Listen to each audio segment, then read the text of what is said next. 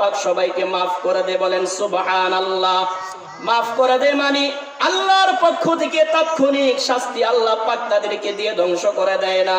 2 number হলো যে জাতি আল্লাহর কাছে ক্ষমা প্রার্থনা করে, ইস্তিগফার পাঠ করে, আল্লাহ পাক রব্বুল আলামিন ওই জাতিকে শাস্তি দেয় না, বলেন সুবহানাল্লাহ। আপনার আমার গুনাহ আছে কিনা? সবাই বলেন গুনাহ আছে কিনা? এমন কোন মানুষ পাওয়া যাবে না যে মানুষের দুনিয়ার মধ্যে কোনো গুনাহ নাই, কেবলমাত্র নবীরা ছিলেন মাসুম। আল্লাহ পাক রব্বুল আলামিন তাদেরকে নিষ্পাপ রেখেছেন। আর আপনার আমার গুনার তো কোনো অভাব নাই। সকালে একবার গুনাহ করলে বিকালে কি পরিমাণ গুনাহ করেছি তার কোনো অস্তিত্ব নাই, হাদিস নাই, আমাদের গুনাহের কোনো হিসাবই নাই। দেদারসে আমরা গুনাহ করে যাচ্ছি, ঠিক কিনা বলেন? আল্লাহ পাক রব্বুল আলামিন আল্লাহর রাসূলকে জানিয়ে দিয়েছেন, ইয়া আইয়ুহান নাস তুবু ইলাল্লাহি ওয়াস্তাগফিরু। হে মানব জাতি, আল্লাহর নবী বলেছেন আল্লাহ পাক রব্বুল আলামিনের কাছে আমি দৈনিক 100 বার ক্ষমা চাই, বলেন সুবহানাল্লাহ। আল্লাহর নবী বলেছেন আমি আল্লাহর কাছে দৈনিক 100 বার ইস্তিগফার পাঠ করি, বলেন সুবহানাল্লাহ। তুবু ইলাল্লাহি ওয়াস্তাগফিরু, সুতরাং তোমরাও আল্লাহর কাছে ইস্তিগফার করো, ক্ষমা প্রার্থনা করো। আল্লাহর নবী বলেছেন ফাইন্না তুবু ফিল ইয়াউমি মিআতা মাররাতিন, কারণ আমি নবী দৈনিক আল্লাহর কাছে 100 বার ইস্তিগফার পাঠ করি, ক্ষমা প্রার্থনা করি। ইস্তিগফার যদি কেউ পাঠ করে, কোন জাতি যদি পাঠ করে, আল্লাহ পাক রব্বুল আলামিন তাদেরকে 3টা বা 4টা স্পেশাল অফার দিবেন। কয়টা? সুবহানাল্লাহ। আল্লাহর নবী সাল্লাল্লাহু আলাইহি ওয়াসাল্লাম বলেছেন মান লাজিমাল ইস্তিগফার, যে ব্যক্তি ইস্তিগফার জীবনে আবশ্যক করে নেবে, সদা সর্বদা যারা আল্লাহর কাছে ক্ষমা প্রার্থনা করবে, গুনাহ মাফ চাবে, জাআলাল্লাহু লাহু মিন কুল্লি যিকিন মাখরাজা, আল্লাহ রাব্বুল আলামিন তাকে সমস্ত বিপদ আপদ থেকে বাঁচার ব্যবস্থা করে দিবেন, বলেন সুবহানাল্লাহ। আল্লাহর নবী বলেছেন কোন মানুষ যদি জীবনে ইস্তিগফার পাঠ করাকে আবশ্যক করে নেয়, আল্লাহ পাক রব্বুল আলামিন 1 নাম্বার তাকে যাবতীয় সংকীর্ণতা থেকে আল্লাহ পাক থেকে উদ্ধারের ব্যবস্থা করে দিবেন। এরপরে আল্লাহ তাআলা বলেছেন ওমিন কুল্লি হাম্মিন ফারাজা, যত রকমের বিপদ আছে, দুশ্চিন্তা দুর্গস্ততা রয়েছে, আল্লাহ পাক রব্বুল আলামিন ইস্তিগফার পাঠ করার কারণে আল্লাহ পাক দুশ্চিন্তা দূর করে দিবেন, বলেন সুবহানাল্লাহ। আল্লাহর নবী পয়গম্বর হযরত ইউনূস আলাইহিস সালাতু ওয়াস সালাম মাছের পেটে চলে গেলেন। মাছের পেটের অন্ধকার, রাতের অন্ধকার, সমুদ্রের তলের অন্ধকার, এই 3 অন্ধকার একসাথে জমা হয়ে গেছে। তারপরেও আল্লাহর নবী ইউনূস আল্লাহকে ভুলে নাই। ওই মাছের পেটের ভিতরে, সমুদ্রের পেটের ভিতরে, অন্ধকারের মধ্যে ইউনূস আলাইহিস সালাম আল্লাহকে ডাক দিলেন, লা ইলাহা ইল্লা আনতা সুবহানাকা ইন্নী কুনতু মিনাজ জালিমিন। সবাই বলেন লা ইলাহা ইল্লা আনতা সুবহানাকা ইন্নী কুনতু মিনাজ জালিমিন। ইউনূস আলাইহিস সালাম চিন্তা করলেন এই অন্ধকারের ভিতরে আমাকে আল্লাহ ছাড়া আর কেউ বাঁচাতে পারবে না। কেউ পারবে? কেউ পারবে না। তাই তিনি আল্লাহর একত্ববাদের স্বীকারোক্তি দিয়ে বললেন লা ইলাহা ইল্লা আনতা, আল্লাহ আপনি ছাড়া আর কোন ইলাহ নেই। আমি আপনার পবিত্রতা বর্ণনা করছি, সুবহানাক, আপনার আমি পবিত্রতা বর্ণনা করছি, ইন্নী কুনতু মিনাজ জালিমিন, আমি অপরাধ করে ফেলেছিলাম। আল্লাহ পাক রব্বুল আলামিনের নবী ইউনূস আলাইহিস সালাম যখন মাছের পেটের ভিতর থেকে আল্লাহকে ডাক দিলেন, আল্লাহ পাক রব্বুল আলামিন জানিয়ে দেন 7 আসমানের উপরে কত জিনিসপত্র রয়েছে, কত ফেরেশতা, লক্ষ কোটি ফেরেশতা রয়েছে। ইউনূস আলাইহিস সালামের ডাক মাছের পেটের ভিতর থেকে কেউ শুনতে পায় নাই, আসমানের কেউ শুনে নাই, জমিনের কেউ শুনে নাই, মাছের অসংখ্য মাছ রয়েছে, কেউ শুনতে পারে নাই। আল্লাহ রব্বুল আলামিন বলেন আমি আরশে আজিম থেকে ইউনূসের ডাক শুনতে পেয়েছি, বলেন সুবহানাল্লাহ। শুধু আমি তার ডাক শুনতে পেয়েছি তাই নয়, সঙ্গে সঙ্গে জবাব দিয়ে দিয়েছে ফাস্তাজাবনা লাহু ওয়া নাজ্জাইনাহু মিনাল গাম্মি ওয়া কাযালিকা নুনজিল মুমিনিন। আল্লাহ রাব্বুল আলামিন বলেন, আমি ইউনুস নবীর ডাকে সাড়া দিয়ে দিলাম এবং সে যে একটা বিপদের মধ্যে ছিল, মাছের পেটের মধ্যে অন্ধকারের মধ্যে ছিল, এই বিপদ থেকে আমি তাকে উদ্ধার করে দিলাম। বলেন সুবহানাল্লাহ। আল্লাহ তাআলা বলেছেন, ইউনুস আলাইহিস সালাম যেইভাবে দোয়া করে আল্লাহ তাআলার কাছে ক্ষমা পেয়েছিলেন, এত বড় একটা পেরেশান থেকে মুক্ত হয়েছিলেন, আল্লাহ তাআলা জানিয়ে দিয়েছেন কিয়ামত পর্যন্ত মানুষ যদি বিপদের মধ্যে পড়ে, লা ইলাহা ইল্লা আনতা সুবহানাকা ইন্নী কুনতু মিনাজ জালিমিন, এইভাবে করে ইউনুস নবীর কাছে যেভাবে আমার দোয়াটা কবুল হয়েছিল, মানুষ যদি আমার কাছে একত্র চিত্তে আমার কাছে এইভাবে দোয়া করতে পারে, কিয়ামত পর্যন্ত ঈমানদার নারী পুরুষদেরকে আমি মুক্ত করে দিব। বলেন সুবহানাল্লাহ। এই জন্য আমরা সব সময় পড়তে রাজি আছি তো, লা ইলাহা ইল্লা আনতা সুবহানাকা ইন্নী কুনতু মিনাজ জালিমিন। 2 নাম্বার ফজিলত, আল্লাহ পাক রব্বুল আলামিন আপনাকে আমাকে পেরেশানি মুক্ত জীবন দান করবেন। 3 নাম্বার, ওয়ারাযাকাহু মিন হাইসু লা ইয়াহতাসিব। আল্লাহর নবী বলেছেন, কেউ যদি জীবনে ইস্তিগফার পাঠ করাকে আবশ্যক করে নেয়, আল্লাহ পাক রব্বুল আলামিন তাকে এমন জায়গা থেকে রিজিকের ব্যবস্থা করবেন যেই চিন্তা চেতনাও তার ছিল না। বলেন সুবহানাল্লাহ। এমন জায়গা থেকে আল্লাহ পাক আপনার আমার জন্য রিজিকের ব্যবস্থা করে দিবেন, যেই জায়গা থেকে রিজিক আসতে পারে এটা আমাদের কল্পনাও ছিল না। যেমন হযরত মারিয়াম আলাইহিস সালাম আল্লাহর জবরদস্ত ওলি ছিলেন, আল্লাহর বান্দি, এত বড় একজন পরহেজগার ছিলেন। বেমৌসুমি ফল, যে সময় এই মৌসুমের ফল থাকার কথা না, কিন্তু হযরত জাকারিয়া আলাইহিস সালাতু ওয়াস সালাম তার রুমের মধ্যে গিয়ে দেখেন বেমৌসুমি ফল। সুবহানাল্লাহ বলেন। মারিয়াম আলাইহিস সালাম বাইতুল মুকাদ্দাসের খিদমত করার পরে অবসর সময়টা তিনি রুমের মধ্যে কাটাতেন।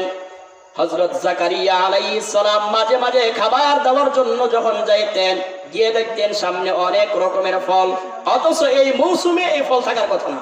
সুবহানাল্লাহ বলেন। জাকারিয়া আলাইহিস সালাতু ওয়াস সালাম বললেন, মারিয়াম তোমার কাছে ফল কোথায় থেকে আসলো? হযরত মারিয়াম আলাইহিস সালাম তিনি বললেন, ক্বালাত হুয়া মিন ইনদিল্লাহ, এই ফল এসেছে আল্লাহর পক্ষ থেকে। বলেন সুবহানাল্লাহ। কার পক্ষ থেকে? আল্লাহর পক্ষ থেকে। আর আল্লাহর পক্ষ থেকে যদি কোনো রকমের খাবার আসে, রিজিক আসে, ওইটা দরজা জানালা বন্ধ থাকলেও আসবে। বলেন সুবহানাল্লাহ। আল্লাহর নবী সাল্লাল্লাহু আলাইহি ওয়াসাল্লাম বলেছেন, ওয়াল্লাহি ইন্নী লাআস্তাগফিরুল্লাহ ওয়া আতুবু ইলাইহি ফিল ইয়াউমি আকসার মিন ৭০ মাররাতান। অবশ্যই আল্লাহর শপথ, আমি দৈনিক আল্লাহর কাছে ৭০ বারের চাইতেও বেশি ক্ষমা চাই। বলেন সুবহানাল্লাহ। আল্লাহর নবী বলছেন, দৈনিক আমি আল্লাহর কাছে ৭০ বারের চাইতেও বেশি ইস্তিগফার পাঠ করি। তাহলে আপনার আমার কি পরিমাণ পাঠ করার দরকার বলেন? এই জন্য আমরা প্রত্যেক নামাজ যখন সালাম ফিরাই, তখন আমরা সাথে সাথে পড়ি আস্তাগফিরুল্লাহ, আস্তাগফিরুল্লাহ, আস্তাগফিরুল্লাহ। আল্লাহ আমি তোমার কাছে ক্ষমা চাই, আল্লাহ আমি তোমার কাছে ক্ষমা চাই। এভাবে করে আমরা নিজেদের গুনাহের স্বীকারোক্তি দেই। আল্লাহর নবী সাল্লাল্লাহু আলাইহি ওয়াসাল্লাম বলেছেন, কুল্লু বানি আদম খাত্তাউন। দুনিয়ার মধ্যে যত মানুষ আছে সমস্ত মানুষ হলো অপরাধী, গুনাহগার। ওয়া খায়রুল খাত্তাইনা আত-তাওয়াবুন। আর সবচাইতে উত্তম অপরাধী ওই ব্যক্তি যারা আল্লাহর কাছে তওবা করে। বলেন সুবহানাল্লাহ।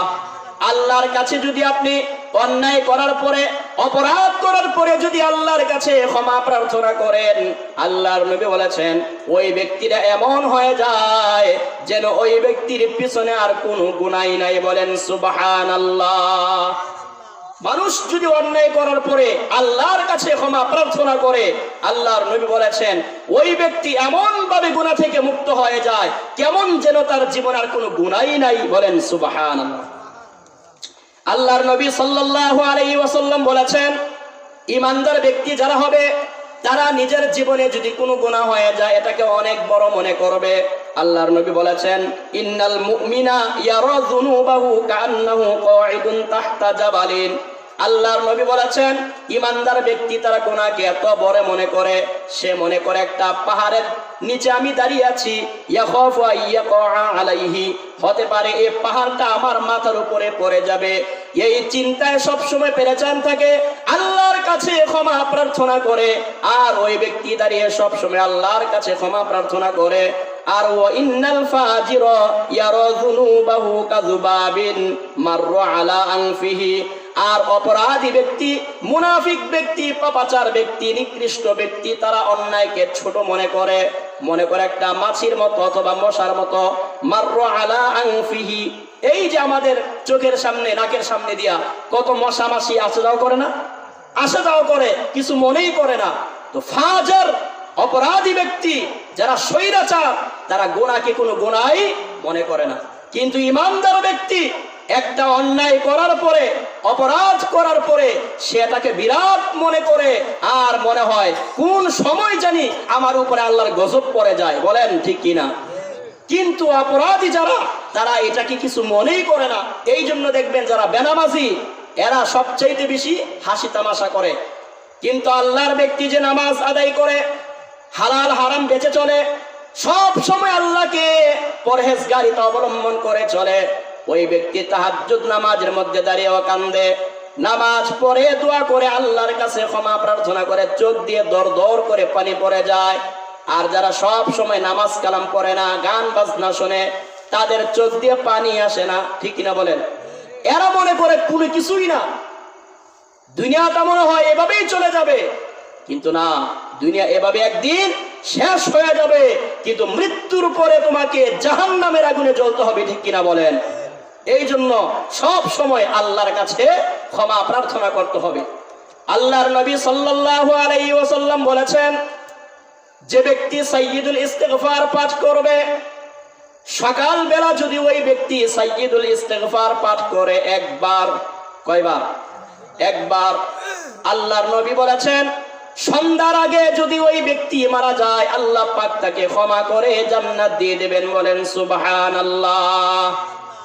আবার সন্ধ্যার পরে যদি একবার সাইয়্যিদুল ইস্তিগফার পাঠ করে, সকাল হওয়ার আগে যদি ওই ব্যক্তি মারা যায়, আল্লাহর নবী বলেছেন আল্লাহ পাক তাকে জান্নাত দিয়ে দেবেন। বলেন সুবহানাল্লাহ। এই জন্য আমাদের সকলের উচিত সাইয়্যিদুল ইস্তিগফার মুখস্থ করে নেওয়া।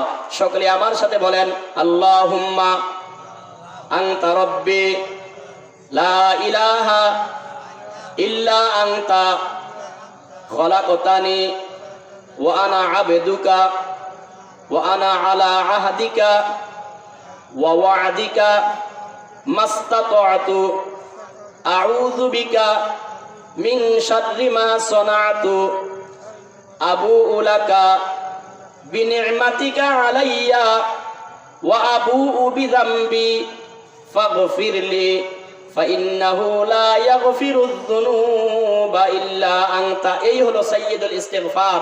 আল্লাহর নবী বলেছেন, সকালবেলা যদি কেউ একবার সাইয়্যিদুল ইস্তিগফার পাঠ করে, সন্ধ্যার আসার আগে যদি ওই ব্যক্তি মারা যায়, আল্লাহ পাক তাকে জান্নাত দিয়ে দিবেন। সুবহানাল্লাহ।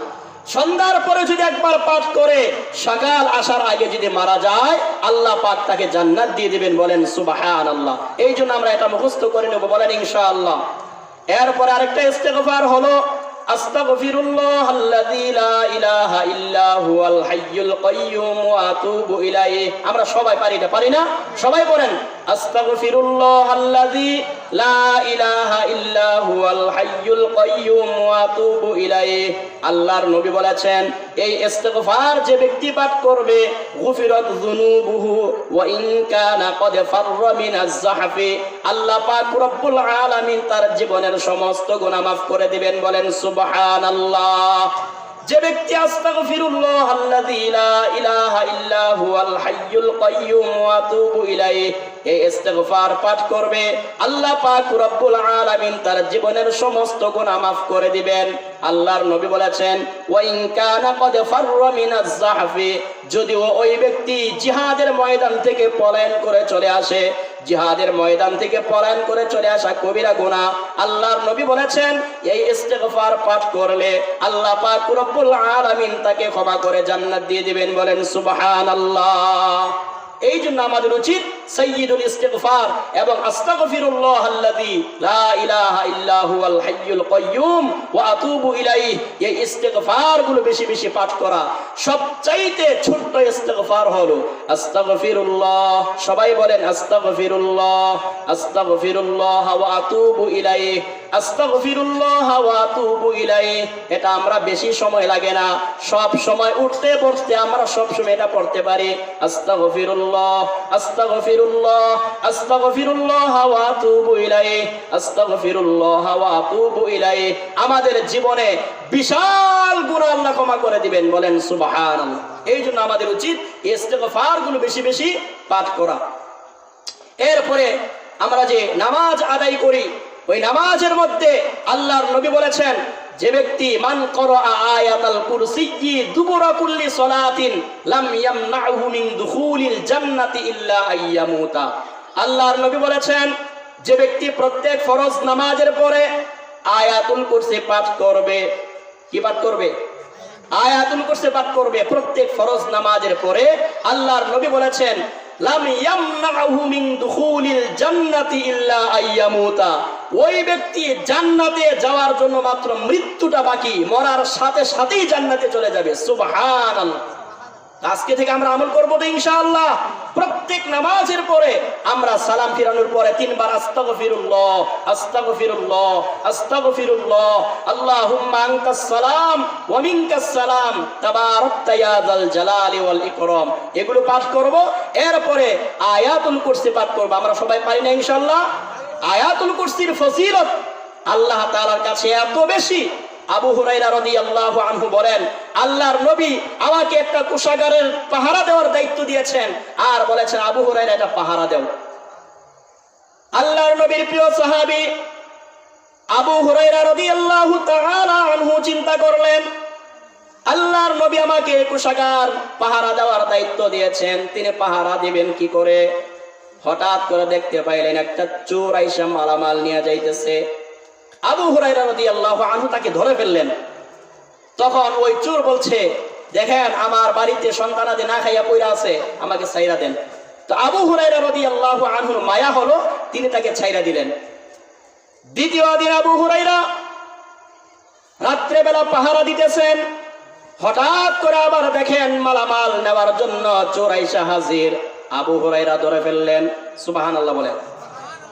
ওই ব্যক্তি বলতেছে ও প্রিয় ব্যক্তি, আপনার কাছে আমি ক্ষমা চাই, আমাকে ছেড়ে দেন, আমার সন্তানাদি বাড়িতে না খাই আছে। তো আবু হুরায়রা রাদিয়াল্লাহু আনহু মায়া লাগলো, তাকে ছেড়ে দিলেন।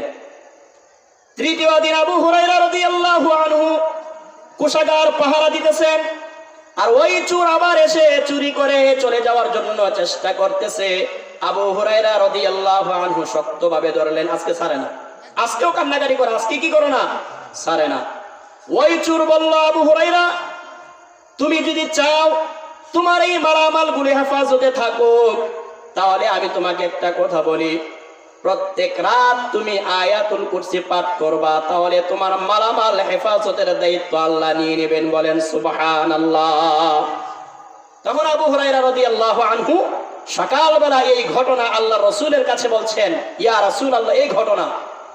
আল্লাহর নবী বললেন আবু হুরায়রা যেই চোর তোমার কাছে চুরি করে 2 দিন ধরা পড়েছে, 3 দিনের মাথায় তোমার হাতে ধরা পড়ার পরে কাকুতি মিনতি করে তোমার কাছে বলে গিয়েছে ওই ব্যক্তি মিথ্যাবাদী, কিন্তু তোমাকে যে কথাটা বলেছে যে ব্যক্তি আয়াতুল কুরসি পাঠ করবে আল্লাহ পাক তার মালামাল হেফাজত করবেন, এই কথাটা সে সত্য বলেছেন। বলেন সুবহানাল্লাহ। আবু হুরায়রা তুমি কি তাকে চিনো? না আমি তো তাকে চিনি না। আরে সে হলো ইবলিস, শয়তান। তাহলে ইবলিস সেও বলে দিয়ে গেছে তোমার মালামাল যদি হেফাজত করতে চাও তাহলে এইভাবে তুমি হেফাজত করতে পারবা না। প্রত্যেক রাত্রে তুমি আয়াতুল কুরসি পাঠ করো, আল্লাহ পাক তোমার মালামালের হেফাজতের দায়িত্ব নিয়েছেন। সুবহানাল্লাহ। এই জন্য আমরা সব সময় এই আয়াতুল কুরসি পড়ব তো ইনশাআল্লাহ। অনেক সময় দেখা যায় আমরা নিজেরা এক জায়গায় যেতে ভয় পাই, অথবা আমাদের সন্তানাদি ভয় পেয়েছে, আপনি তাকে সূরাতুল ফালাক নাস পড়ে ফুদেন, আয়াতুল কুরসি পাঠ করে ফুদেন, আল্লাহ পাক তাকে শয়তানের ওয়াসওয়াসা থেকে হেফাজত করবেন। বলেন সুবহানাল্লাহ। এই জন্য আমরা এটা আমল করব ইনশাআল্লাহ।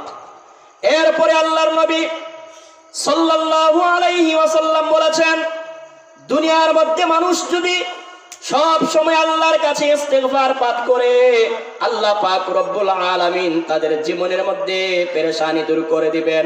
আমাদের জীবনে পেরেশানি আছে কি নাই? এমন কোন মানুষ নাই যার জীবনে কি নাই, কোনো পেরেশানি নাই। আল্লাহ রব্বুল আলামিন কোরআনে কারীমের মধ্যে জানিয়েছেন, ইয়া আইয়ুহাল্লাযীনা আমানু তুবু ইলাল্লাহি তাওবাতান নাসুহা। আল্লাহ রব্বুল আলামিন বলেন, হে বিশ্বাসীগণ, আল্লাহর কাছে তোমরা একনিষ্ঠভাবে তওবা করো। এই একনিষ্ঠভাবে যদি তোমরা তওবা করতে পারো, তাওবা ও নাসুহা, একনিষ্ঠভাবে আল্লাহর কাছে যদি তোমরা তওবা করতে পারো, আসা রাব্বুকুম আইয়ুকাফিরা আনকুম সাইয়্যাতিকুম, আল্লাহ পাক রব্বুল আলামিন তোমাদের জীবনের সমস্ত গুনাহগুলি মাফ করে দিবেন। বলেন সুবহানাল্লাহ। শুধু তাই নয়, আল্লাহ পাক রব্বুল আলামিন ওয়ায়ুদখিলাকুম জান্নাতিন তাজরি মিন তাহতিহাল আনহার, আল্লাহ পাক রব্বুল আলামিন এমন জান্নাতের মধ্যে তোমাদেরকে প্রবেশ করাবেন যে জান্নাতের মধ্যে ঝর্ণা প্রবাহিত। বলেন সুবহানাল্লাহ। নদী নালা প্রবাহমান আছে, ওই জান্নাতের মধ্যে আল্লাহ পাক আমাদেরকে প্রবেশ করাবেন। আল্লাহর নবী বলেছেন, জান্নাত এমন একটা স্পেশাল নিয়ামত, ওই নিয়ামত যদি কোনো বান্দা পেয়ে যায়, সমস্ত নিয়ামতের বড় নিয়ামত হলো আল্লাহ পাক রব্বুল আলামিনের দিদার। বলেন সুবহানাল্লাহ। আল্লাহর নবী বলেছেন, আ'দাতু লিইবাদিয়াস সালিহিনা মা লা আইনুন রাআত। হাদিসে কুদসি, নবীর মাধ্যমে আল্লাহ পাক জানিয়েছেন, আমি আমার বান্দা বান্দির জন্য এমন এক স্পেশাল জান্নাত প্রস্তুত করে রেখে দিয়েছি, মা লা আইনুন রাআত, যে জান্নাত মানুষ জীবনও চোখে দেখে নাই। বলেন সুবহানাল্লাহ। ওয়ালা উযুনুন সামিআত, এমন কোন কান নাই যেই কান জান্নাতের নিয়ামতের কথা সরাসরি শুনতে পেয়েছে।